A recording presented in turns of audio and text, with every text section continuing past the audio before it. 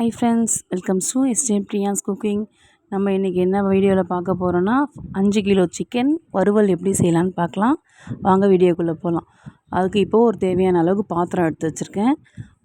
5 கிலோன்னும் போது ஒரு 1/4 கிலோ எண்ணெய் பிடிக்கும். எண்ணெயை ஊற்றி நல்லா காய வச்சுக்கலாம். அதுக்கப்புறம் பட்டை, லவங்கம், அன்னாச்சி பூ, ஏலக்காய் இதை நம்ம எண்ணெயில் போட்டு சும்மா ஒரு 4 நாள் போட்டு இது பண்ணிக்கலாம். 1 கிலோ வெங்காயம் கட் பண்ணி வச்சுருக்கேன். அந்த 1 கிலோ வெங்காயத்தையும் போட்டு நல்லா பொன்னிறமாக வதக்கிக்கலாம்.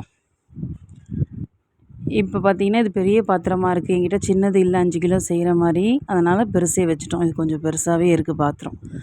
அதனால் வெங்காயம் பார்க்க நம்மளுக்கு கம்மியாக தெரியுது. இந்த வெங்காயம் நல்லா வதக்கிக்கலாம்.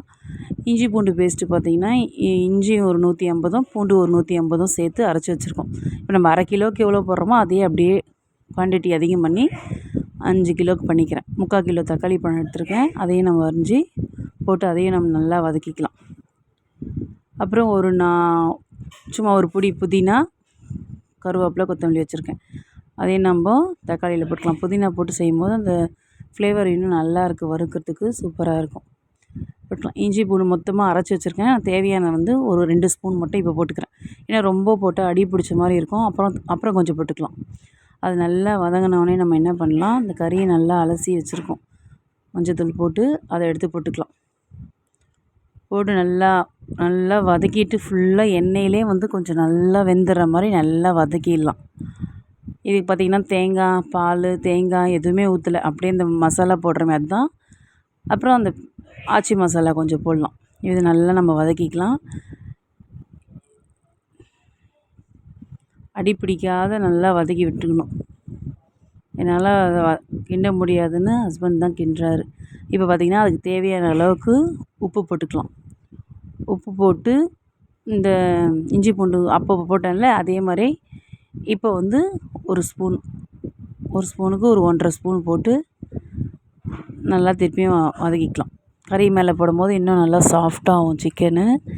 மிளகுத்தூள் ஒரு அளவு எவ்வளோ நல்லா ஒரு பிடி போட்டுக்கலாம். அதுக்கப்புறம் பார்த்திங்கன்னா கரம் மசாலா தூள் 100 கிராம் பாக்கெட் போட்டுக்கிறேன். சிக்கன் மசாலா தூள் 100 கிராமும் கரம் மசாலா தூள் 100 கிராமும் போட்டு நல்லா வதக்கி விட்டுக்கலாம்.